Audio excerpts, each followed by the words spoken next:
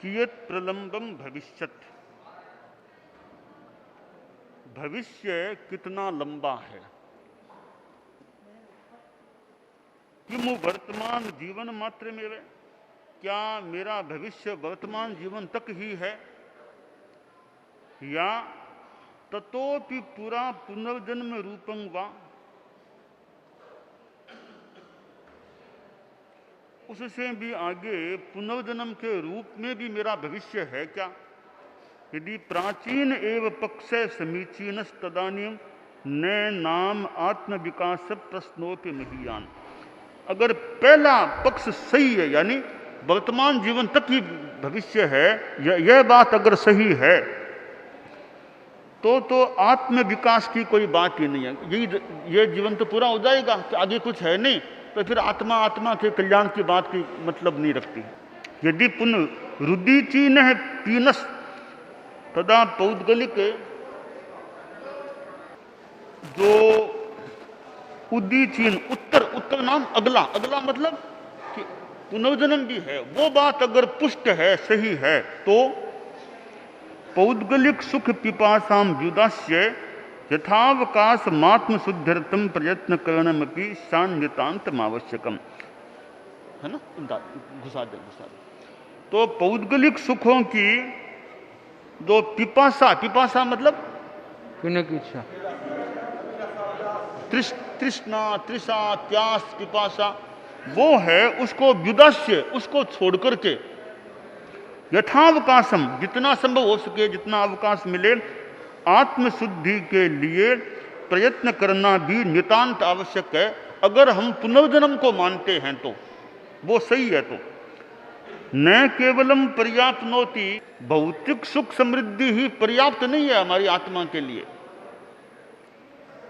आत्मा के लिए तो ज्यादा उसका मूल्य है ही नहीं भौतिक सुख समृद्धि का। एतदनुसारेणैव सामाजिकी राजनीतिकी व्यवस्था प्रवर्तेत, इसके अनुसार ही सामाजिक और राजनीतिक व्यवस्था भी प्रवृत्त होती है। यानी राजनीति और समाज में भी भौतिक सुख समृद्धि ही सब कुछ नहीं है, उसके साथ नैतिकता भी चाहिए, शुद्धाचार भी। तो वो राजनीति में भी और सामाजिक नीति में भी केवल भौतिकता ही सब कुछ नहीं है। अतएव दर्शनाध्ययन मध्य करो कि निश्चेषानपि दिक्कोणान। तो ये दर्शन जो है, दर्शन का अध्ययन है, वो अनेक कोणों को समाविष्ट करता है। दर्शन में केवल आत्मा की बात नहीं है, दर्शन में राजनीति संबंधी दृष्टिकोण भी, सामाजिक भी, वो सब दर्शन के अंतर्गत आ जाते हैं। न च सिद्धान्तस्य सूक्ष्माति सूक्ष्मं रहस्य मधिजिगमिषमोऽपि सहसैव तत्रा विदिताशय शरणौ दर्शन महामंदिरे प्रवेष्टुं प्रभु विष्णवः स्यात्तेषामपेक्षणीयः पथ प्रकाशी प्रदीप इव सज्ज्ञान ज्योतिर्ज्वलितः कश्चित् ग्रन्थः। सन्त्यनेकेऽपि तादृशा ग्रन्थाः, परन्तु केचनाति कठिनः, केचित् विशालकलेवरः, केचित् द्रव्यनिर्णायकः, केचन तत्त्वविवेचनपराः, केचिच्च तत्राचार रहस्योद्बोधका। न खल्वत एव सौकर्यं संपद्यते ध्ययन रसिकानां, नाहं केवलं गुरुभक्त्येक रसिकतैव अपितु यथार्थ मुल्लिखामि। जैन सिद्धांत दीपिका सिद्धांत तत्वे प्रविवक्षूणां तुलनातिरेको निधिरिति अस्ति। जो सिद्धांत के सूक्ष्म अति सूक्ष्म से भी अति सूक्ष्म, सूक्ष्म और अति सूक्ष्म रहस्य को अधिजगमी सबोपी, यानी जानने के इच्छुक, ग्रहण करने के इच्छुक जो लोग हैं, वो सहसा ही अविदित आशय शरणौ, जिसका अभिप्राय क्या है, बात का तात्पर्य क्या, उसके पथ को जो नहीं समझते हैं, वो दर्शन के महामंदिर में प्रवेश करने में अक्षम होते हैं। जो केवल शब्दों को ही पकड़ लेते हैं, उसका तात्पर्य क्या है, अभिप्राय क्या, उसको जो नहीं समझ पाते हैं, वो दर्शन के महान मंदिर में प्रवेश करने में सक्षम नहीं हो सकते। शात्येषामपेक्षणीय पथ प्रकाशी प्रदीप इव सज्ञान ज्योतिर्ज्वलित कश्चित ग्रंथ है। उनको अपेक्षा होती है एक ऐसे ग्रंथ की जो उनके पथ को प्रकाशित करने वाला हो, पथ को प्रकाशित करने वाले दीप के समान हो, जिसमें सद्ज्ञान की ज्योति जली हुई हो। ऐसा कोई ग्रंथ उनको चाहिए। जो दर्शन का अध्ययन करना चाहते हैं, उनको कोई ग्रंथ चाहिए जो दीपक की तरह प्रकाश कर सके। संति अनेकेपि तादृशा ग्रंथाः, वैसे कई ग्रंथ हैं, जैन दर्शन के भी कई ग्रंथ हैं पहले से दर्शन के, परंतु केचन अति कठिनाः, उन ग्रंथों में कई तो बहुत कठिन है, उनकी भाषा समझना मुश्किल है, कठिन ग्रंथ है, बहुत कठिन है। तो कई विशाल कलेवरा, कई इतने बड़े बड़े ग्रंथ हैं, उनको पढ़ पाना मुश्किल होता है। तो कई तो कठिन, बहुत कठिन है, कई कठिन कम है तो बड़े बहुत हैं, उनको इतना अध्ययन करना मुश्किल हो जाता है। केचित् द्रव्य निर्णायकः, कुछ है वो एक द्रव्य का निर्णय करने वाले, द्रव्य की बात, द्रव्य का निर्णय करने वाले। केचित् तत्व विवेचन परा, कई केवल तत्व की बात करने वाले का विवेचना करने वाले। केचित् तत्र आचार रहस्योद्बोध का, कई ग्रंथ हैं वो खास आचार की बात बताने वाले हैं। न खलु अतएव सौकर्यम संपद्यते अध्ययन रसिकानाम, तो अध्ययन में जो रसिक हैं उनके कुछ आसानी नहीं होती। वो सोचते हैं कि वो ग्रंथ पढ़ूं तो बहुत कठिन, भाषा बहुत कठिन है उसकी, तो वो पढ़ना शुरू करो, इतना बड़ा ग्रंथ है, पढ़ पाना बड़ा मुश्किल होगा। वो ग्रंथ केवल द्रव्य की बात ही है, उस ग्रंथ में केवल आचार की बात ही है। तो मुझे ऐसा ग्रंथ चाहिए जिसमें थोड़े में आचार भी आ जाए, द्रव्य भी आ जाए, तत्व भी आ जाए, थोड़े में सब बातें आ जाए, मूल ऐसा ग्रंथ मुझे चाहिए। ना हम केवलम गुरु भक्त्यैक रसिकतयैव, तो मैं केवल गुरु के प्रति भक्ति के रस के कारण से ही नहीं, अपितु यथार्थ मूल्यखामी, किंतु मैं यथार्थ उल्लेख कर रहा हूं, ये नथमल जी स्वामी आचार्य महाप्रज्ञ जी का है, कि जैन सिद्धांत दीपिका, ये जैन सिद्धांत दीपिका जो ग्रंथ है वो सिद्धांत तत्व, सिद्धांत के तत्व में जानने की जिनकी इच्छा है, तुलनातिरेको निधि, उनके लिए अतुलनीय एक निधि है यह ग्रंथ, एक भंडार है, संक्षेप में भंडार है यह ग्रंथ। अस्माकं संघस्य निसर्गोयम यत् साधवै भवन्ति कर्तव्यानुपालन प्रकृत लक्ष्यः, यह हमारे संघ का एक स्वभाव है कि साधु लोग हैं वो कर्तव्य के अनुपालन में अपना लक्ष्य बना के रखते, कर्तव्य पालन में जागरूक होते हैं। आचार्य वर्यस्य महान प्रसादोयम, यह आचार्य श्री का महान प्रसाद है, कृपा है। सौकर्येण, सुकरता से, आसानी से, सुगमता से, सर्वोपयोगी भविष्यति, यह ग्रंथ सबके लिए उपयोगी बनेगा। इति साधुवादार हास्ते, इसलिए वे साधुवाद के अर्ह हैं। अर्ह कौन है साधुवाद के अर्ह? वे जो साधु लोग हैं, साधव भवन्ति, साधुओं को किस बात का साधुवाद है? उन्होंने कर्तव्य का पालन किया। इसका कौन सा कर्तव्य? निर्माण, इसके निर्माण तो गुरुदेव ने किया।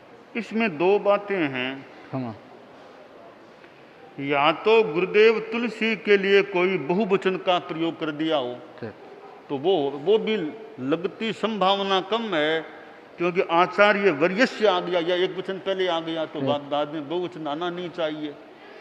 दूसरी बात है कि साधुवाद, कोई शिष्य साधुवाद दे गुरु को, यह बात बढ़िया नहीं लगती। कि गुरु को तो भक्ति कर सकते हैं, वंदना कर सकते हैं, गुरु को साधुवाद है, आपको साधुवाद है, यह शिष्य के द्वारा साधुवाद बैठता नहीं है।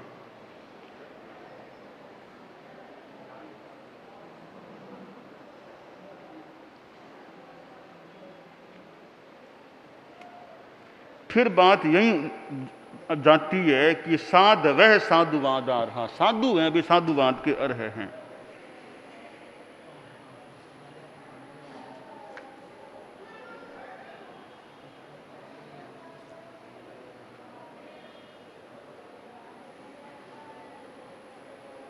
मुनि नथ मल्लह आचार्य महाप्रज्ञ। यह तो हो गया अब संपादकीय और स्वकथ्य दोनों हो गए।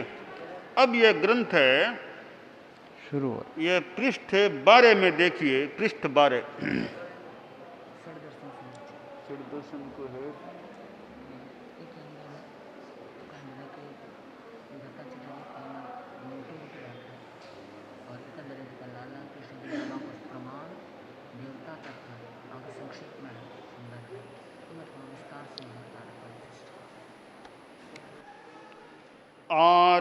आराध्याराध्य देवं स्वं सिद्धं सिद्धार्थनन्दनं विदधे बोधवृद्ध्यर्थं जैन सिद्धांत दीपिका। मैं अपने आराध्य देव सिद्धि प्राप्त सिद्धार्थ पुत्र भगवान महावीर की आराधना करके बोध वृद्धि के लिए जैन सिद्धांत दीपिका की रचना करता हूँ। अब आप लोगों को मैं संस्कृत की दृष्टि से पढ़ाऊं तो इतने आपके पल्ले नहीं पड़ेगा, है ना। मैं संस्कृत की धातु क्या, प्रत्यय क्या, वाक्य कैसे, वो बातें बताऊंगा तो आपका टाइम लग जाएगा, आपको इतना लाभ नहीं मिलेगा। आपको तो मूल सिद्धांत की बात चाहिए ना, इसलिए मैं आपके लिए या संस्कृत में अभी नहीं जा रहा हूँ। संस्कृत की जो बातें हैं व्याकरण की आदि आदि वो मैं नहीं जाके आपको सिद्धांत की बात में ले जाने की चेष्टा करेंगे। तो ये अनुवाद आ गया। अब आगे देखते हैं। प्रथम प्रकाश है धर्मा धर्माकाश पुद्गल जीवास्तिकाया द्रव्यानि। अब हिंदी बोल दो। धर्मास्तिकाय, अधर्मास्तिकाय, आकाशास्तिकाय, पुद्गलास्तिकाय और जीवास्तिकाय ये द्रव्य हैं। आगे बोलो। कालस्य अस्तिकायः अस्तित्वं त्रिकालवचनो निपातः अभूवन भवन्ति भविष्यन्ति चेति भावना अतोस्ति च ते प्रदेशानां कायाश्च राशय इति। अस्ति शब्देन प्रदेशः क्वचित् उच्यन्ते ततश्च तेषां वा काया अस्तिकायः। प्रदेश प्रचयः धर्मादयः पंचास्तिकायः कालस्य इति षड्द्रव्यानि सन्ति। काल भी द्रव्य है। प्रदेशों के समूह को अस्तिकाय कहते हैं। धर्म आदि 5 अस्तिकाय और काल ये 6 द्रव्य हैं। गुण पर्यायाश्रयो द्रव्यम गुणानां पर्यायानां चाश्रयः आधारो द्रव्यम। गुण और पर्यायों के आश्रय को द्रव्य कहते हैं। गत्य साधारण सहायो धर्मः गमन प्रवृत्तानां जीव पुद्गलानां गतौ असाधारण साहाय्यकारी द्रव्यम धर्मास्तिकायः यथा मत्स्यानां जलम। गति में असाधारण रूप से सहायता करने वाले द्रव्य को धर्म कहते हैं। गति क्रिया सूक्ष्माति सूक्ष्म चांचल्य तक में प्रवृत्त होने वाले जीव और पुद्गलों की गति में अनन्य रूप से सहायता करने वाले द्रव्य का नाम धर्मास्तिकाय है। जैसे मछलियों की गति में जल सहायक होता है। स्थित्य साधारण सहायो धर्मः तेषामेव स्थान प्रवृत्तानां स्थितौ असाधारण साहाय्यकारी द्रव्यम अधर्मास्तिकायः यथा पथिकानां छाया। जीव पुद्गलानां गति स्थित्यन् अन्यथान उत्पत्ते वायवादीनां सहायकत्वेन अनवस्थादि दोष प्रसंगाच्च धर्माधर्मयोः सत्वं प्रतिपत्तव्यम्। एतयोरभावादेव अलोके जीव पुद्गलादीनाम अभाव। मभाव स्थिति में असाधारण रूप से सहायता करने वाले द्रव्य को अधर्म कहते हैं। जीव और पुद्गलों की स्थिति में अनन्य रूप से सहायता करने वाले द्रव्य को अधर्मास्तिकाय कहते हैं। जैसे पथिकों को विश्राम करने के लिए वृक्ष की छाया सहायक होती है। धर्मास्तिकाय एवं अधर्मास्तिकाय के बिना जीव और पुद्गल की गति एवं स्थिति नहीं हो सकती और वायु आदि पदार्थों को गति एवं स्थिति का सहायक मानने से अनवस्था आदि दोष उत्पन्न होते हैं। अतः इन धर्म और अधर्म का अस्तित्व निस्संदेह सिद्ध है। आलोक में धर्मास्तिकाय और अधर्मास्तिकाय नहीं है, अतः वहाँ पर जीव और पुद्गल नहीं जा सकते और नहीं रह सकते। अवगाह लक्षण आकाश है, अवगाहोकाश है, आश्रय है, स एव लक्षणम यस्य स आकाशास्तिकाय है। दिगपि आकाश विशेष एव न तो द्रव्यांतरम। अवगाह देने वाले द्रव्य को आकाशास्तिकाय कहते हैं। अवगाह का अर्थ है अवकाश या आश्रय। दिशाएं आकाश विशेष ही हैं, कोई पृथक द्रव्य नहीं। लोको लोकस्य, आकाश के दो भेद हैं, लोक और अलोक। षड्द्रव्यात्मको लोक है, अपरिमित आकाशस्य षड्द्रव्यात्मको भाग है। लोक इत्यभिधीयते, सच चतुर्दश रज्जु परिमाण है। असंख्य योजन प्रमिता रज्जु सुप्रतिष्ठिक संस्थान है। त्रिसराव संपुटाकार कार है, यथा एक है सरावोधमुख तदुपरि द्वितीय ऊर्ध्वमुख तदुपरि पुनश्चैकोधोमुख तीरक ऊर्ध्वोधश्च तत्र अष्टादशशत योजनोच्छ्रितो संख्यदीप समुद्रायामस्तीर्यक किंचिन्यून सप्तरज्जु प्रमाण ऊर्ध्व किंचिदधिक सप्तरज्जु प्रमितोध। जो आकाश षड्द्रव्यात्मक होता है उसे लोक कहते हैं। वह लोक 14 रज्जु असंख्य योजन को रज्जु कहते हैं। परिमित और सुप्रतिष्ठक आकार का अर्थ है त्रिसराव संपुटाकार। एक सिकोरा उल्टा, उस पर एक सीधा और उस पर एक फिर एक उल्टा रखने से आकार बनता है, उसे त्रिसराव संपुटाकार कहते हैं। आकार वाला है। यह लोक 3 प्रकार का है, तिरछा, ऊंचा और नीचा।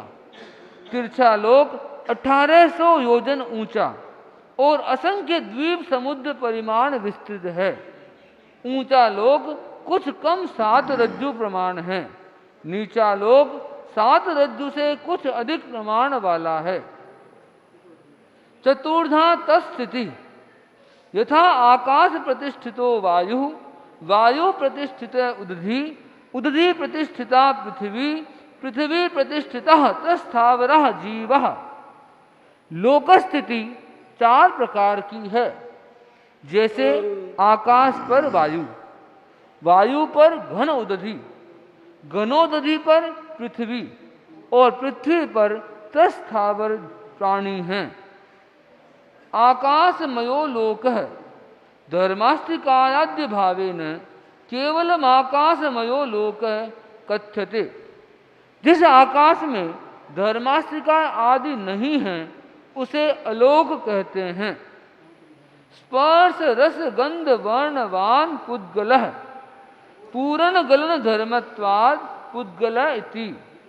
जिसमें स्पर्श रस गंध वर्ण होते हैं उसे पुद्गल कहते हैं। जिसमें पूर्ण एक ही भाव और गलन पृथक भाव होता हो वह पुद्गल है। यह इसका शाब्दिक अर्थ है। शब्द बंध सूक्ष्म स्थौल्य संस्थान भेद तमस छाया तपोद्योत प्रभावांश। शब्द, बंध, सूक्ष्म, स्थौल्य, संस्थान, भेद, तम, छाया, आतप, उद्योत, प्रभा आदि भी पुद्गलाश्री काल में ही होते हैं।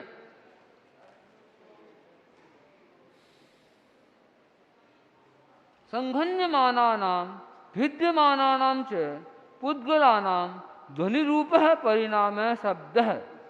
प्रायोगिको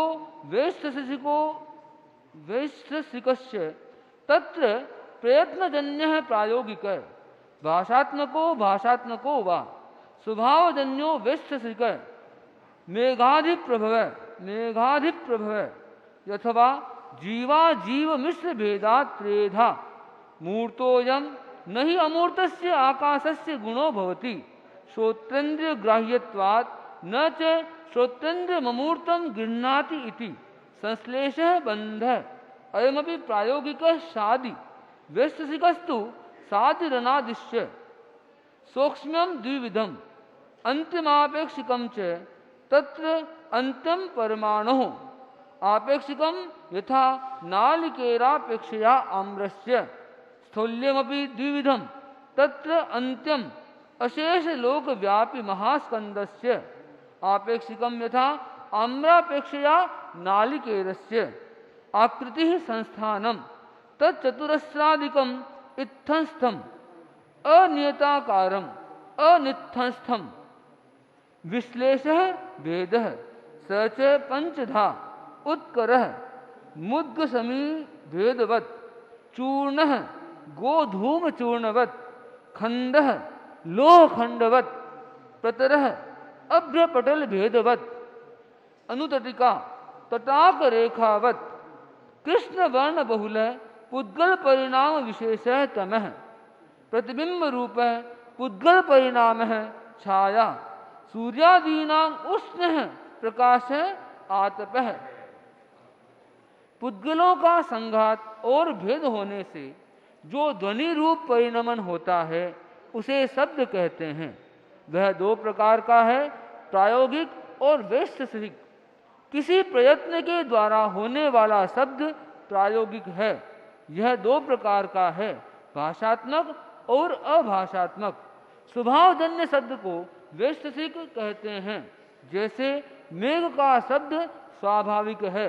प्रकारांतर से शब्द के और भी तीन भेद किए जाते हैं, जैसे जीव शब्द, अजीव शब्द और मिश्र शब्द। शब्द अमूर्त आकाश का गुण नहीं हो सकता, क्योंकि इसको श्रोतेंद्रिय के द्वारा ग्रहण किया जाता है। श्रोतेंद्रिय के द्वारा अमूर्त विषय का ग्रहण नहीं हो सकता। इससे यह सिद्ध होता है कि शब्द मूर्त है, अतः वह अमूर्त आकाश का गुण नहीं हो सकता। संश्लेष अर्थात मिलने को बंध कहते हैं। इसके भी दो भेद हैं, प्रायोगिक और वैश्यसिक। प्रायोगिक बंध सादि और वैश्यसिक बंध सादि और अनादि दोनों प्रकार का होता है।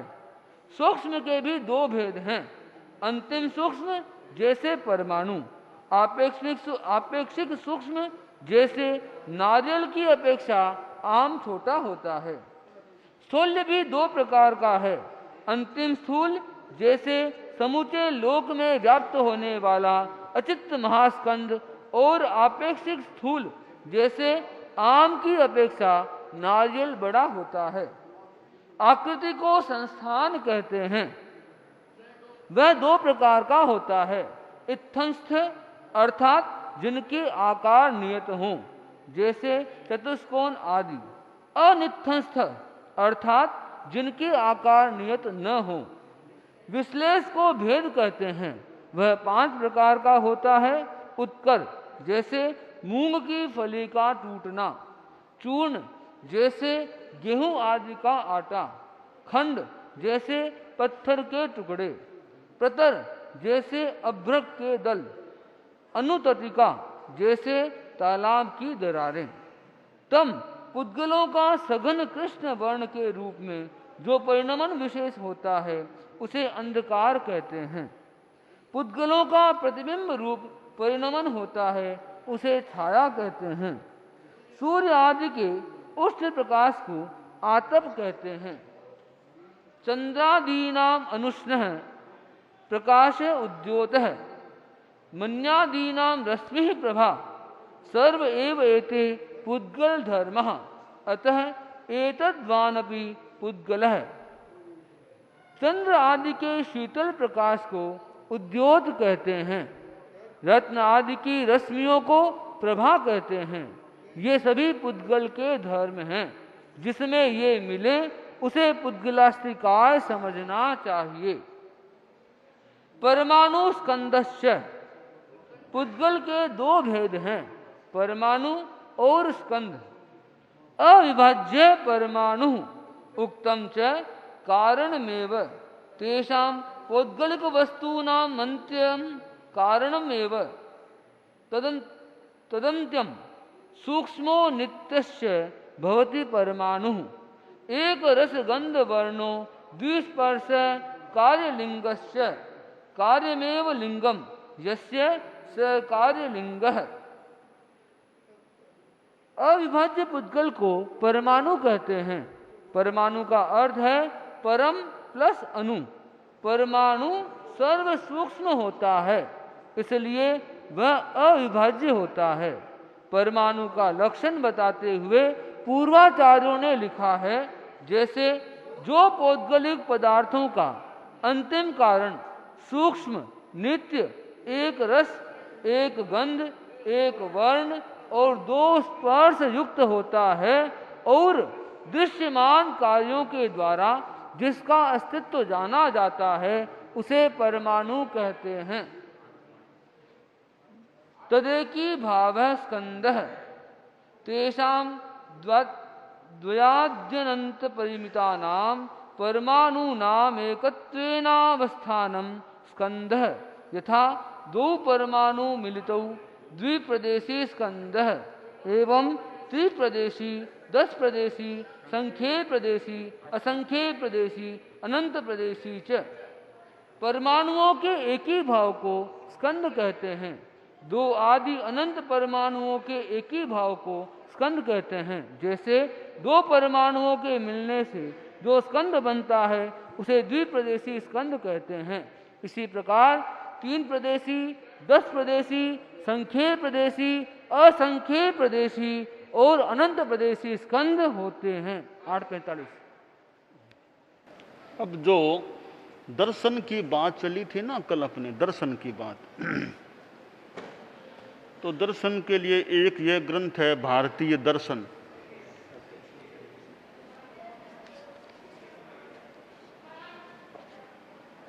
तो इसमें दर्शन के बारे में दिया हुआ है।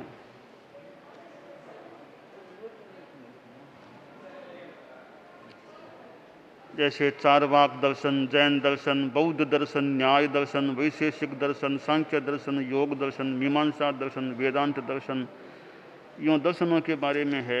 एक हमारे षड्दर्शन समुच्चय नाम का ग्रंथ संस्कृत में आता है, वो भी है। तो अब हम इनमें जाएंगे तो फिर हमारा मूल थोड़ा छूट जाएगा। अभी हमें तो जैन दर्शन की बात में ही जाना है, तो हम दूसरे दर्शनों की बात में पुस्तकें पढ़ेंगे ना तो हमारा टाइम फिर बहुत चाहिए। इच्छा हो किसी की तो हमारे संतों के पास ग्रंथ है ये दर्शन के।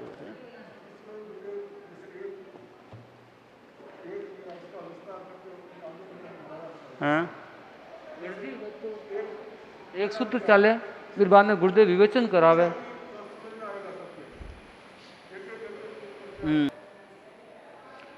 आज जो पढ़ा वो समझ में आया क्या? आज जो हिंदी भी साथ में है समझ में पर आ गया? कोई प्रश्न रहता है?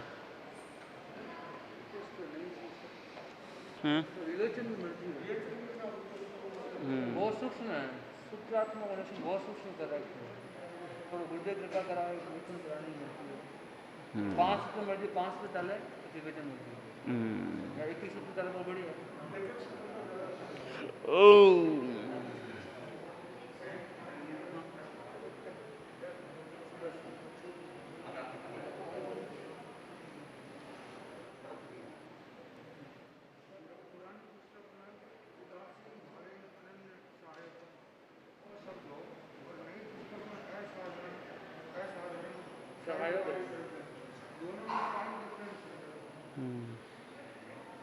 पहले में हो उदासीन भावे ने अनन्य सहायकम।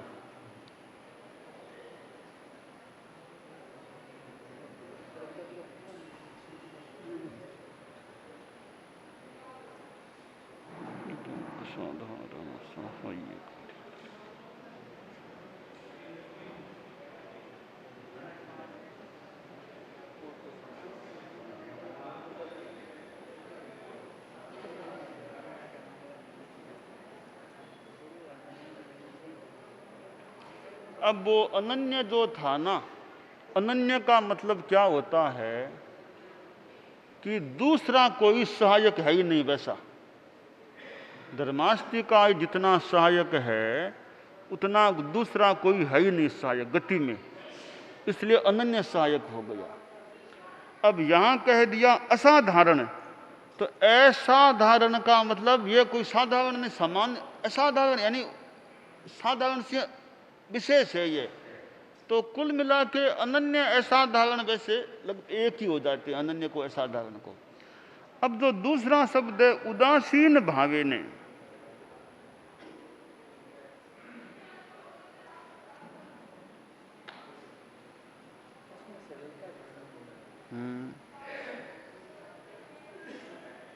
अनुवाद में तो अनन्य भी कर दिया, अनुवाद में अनन्य भी दे दिया है।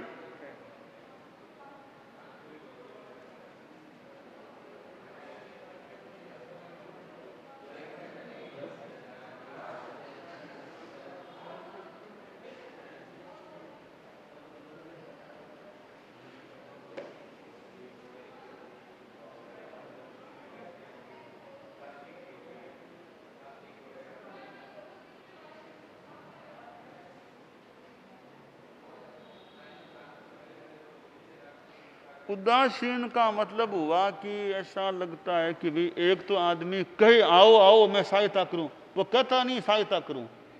अब उदासीन है, आओ तो लो तो सहायता मेरी तैयार है, नहीं लो तो आप जानो हैं। हाँ हाँ कि चलने की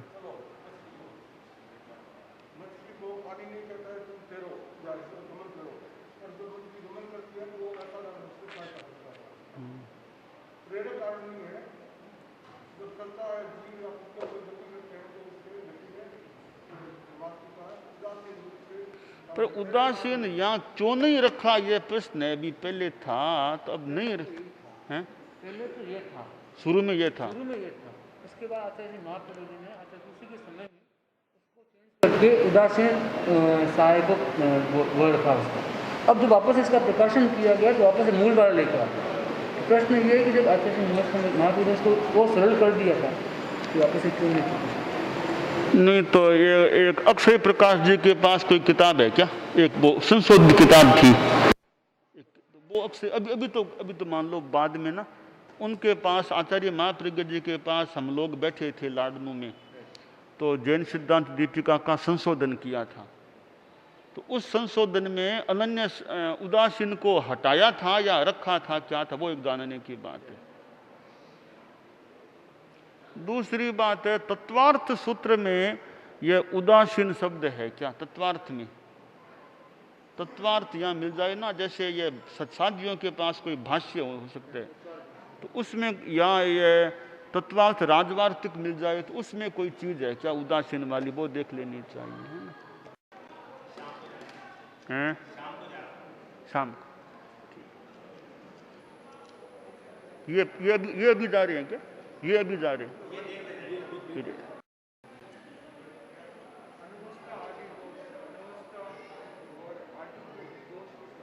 अनवस्था आदि कहाँ है ये,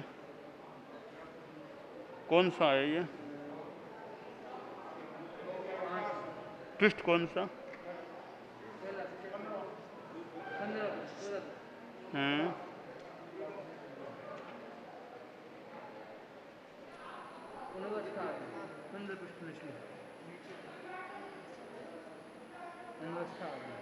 इसमें नहीं दिया है क्या, मतलब मूल में दिया है ना।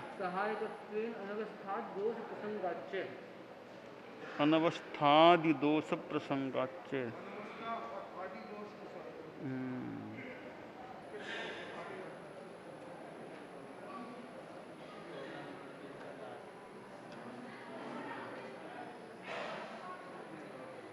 अनवस्था किसे कहते हैं?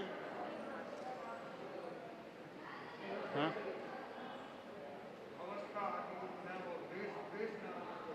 अनवस्था तो यह होता है कि जहां कहीं स्थिर न हो जाए। अवस्था नाम स्थिरता, स्थिरता नहीं अनवस्था। स्थिरता नहीं कैसे? कि जैसे कोई यह मान ले कि पुद्गल की गति तो हवा से होती है, ऐसा कोई मान ले, ठीक है ना? तो पूछेगा भाई हवा की गति कैसे होती है, फिर उसकी गति कैसे होती है?